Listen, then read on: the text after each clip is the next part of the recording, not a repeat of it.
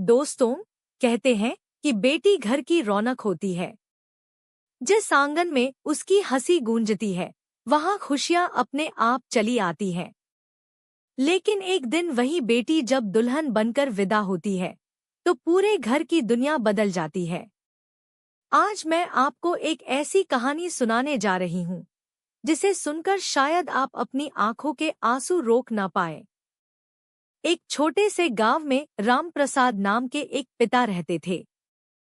उनकी एक ही बेटी थी, नंदिनी। नंदिनी उनके लिए बेटी नहीं, उनकी पूरी दुनिया थी। जब वह छोटी थी, तो पिता रोज उसे अपने कंधों पर बिठाकर खेतों तक ले जाते थे। वह हंसती थी और पिता की सारी थकान दूर हो जाती थी। समय बीतता गया। नंदिनी बड़ी हो गई। उसने पढ़ाई की, माँ बाप का सम्मान किया और पूरे गांव में अपनी अच्छी परवरिश के लिए जानी जाने लगी। लेकिन हर पिता की तरह रामप्रसाद के दिल में एक डर हमेशा रहता था, एक दिन मेरी बेटी इस घर से चली जाएगी। जब नंदिनी की शादी तय हुई, तो पूरे घर में खुशी थी। रिश्तेदार आए, गीत गाए गए, घर सजाया गया।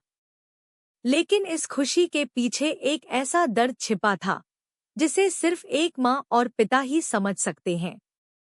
शादी वाले दिन रामप्रसाद हर मेहमान का मुस्कुराकर स्वागत कर रहे थे।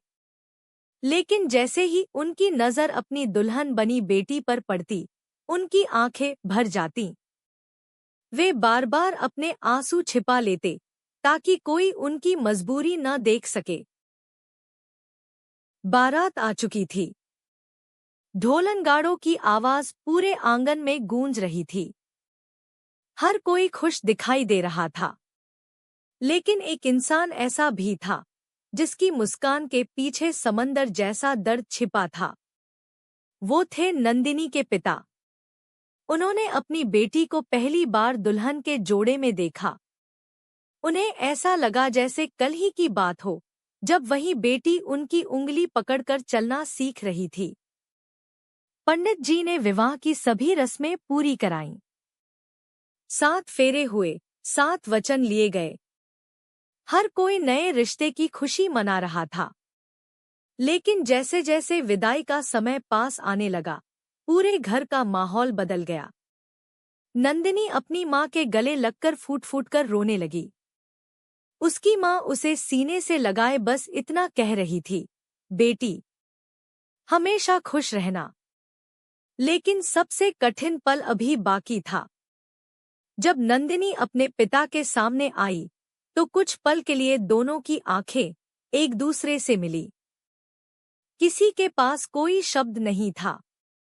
पिता ने कांपते हाथों से बेटी के सिर पर हाथ रखा और कहा, बेटा, आज तक मैंने तुम्हें हर दुख से बचाया है।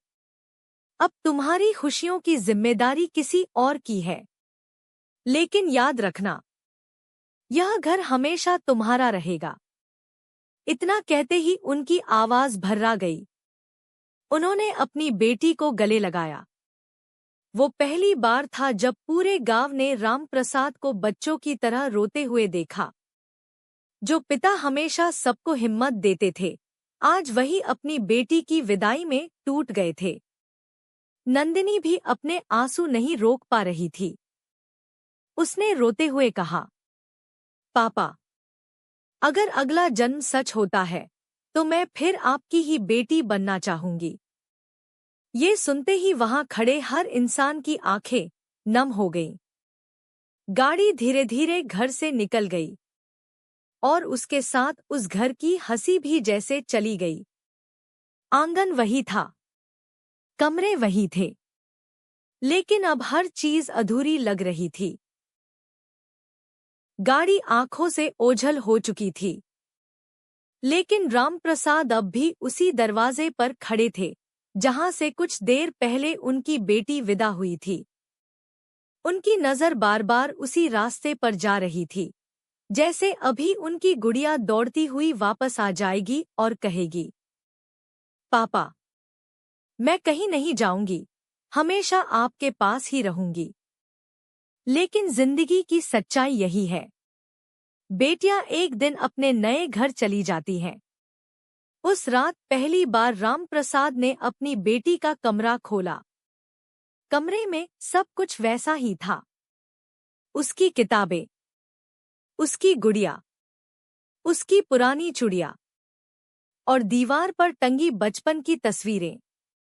उन्होंने एक तस्वीर अपने सीने से लगाई और उनकी आंखों से आंसू बहने लगे। तभी उनकी पत्नी धीरे से बोली, इतना मत रोइए। हमारी बेटी जहां भी रहे, खुश रहे। यही हमारी सबसे बड़ी दौलत है। रामप्रसाद ने आंसू पोंछे और मुस्कुराने की कोशिश की। उन्होंने आसमान की ओर देखा और मन ही मन कहा, हे भगवान, मेरी बेटी की हर खुशी मुझे दे देना, लेकिन उसकी आंखों में कभी आंसू मत आने देना। दोस्तों, बेटी की विदाई सिर्फ एक रस्म नहीं होती। वो एक पिता के दिल का सबसे कठिन इम्तिहान होती है। जिस बेटी की एक मुस्कान के लिए माँ बाप पूरी दुनिया से लड़ जाते हैं, उसी बेटी को एक दिन मुस्कुराते हुए किसी और के घर भेजना पड़ता है। अगर आपके घर में भी एक बेटी है, तो उसे सिर्फ प्यार ही नहीं, सम्मान भी दीजिए, क्योंकि बेटियां सच में भगवान की सबसे खूबसूरत नेमत होती हैं। और अगर आपकी बेटी की शादी हो चुकी है, तो आज ही उसे एक बार फोन करके बस इतना कह दीजिए, बेटा, अपना ख्याल रखना, ये घर आज भी तुम्हारा ही है। यकीन मानिए, आपके ये शब्द उसकी पूरी दुनिया रोशन कर देंगे। धन्यवाद।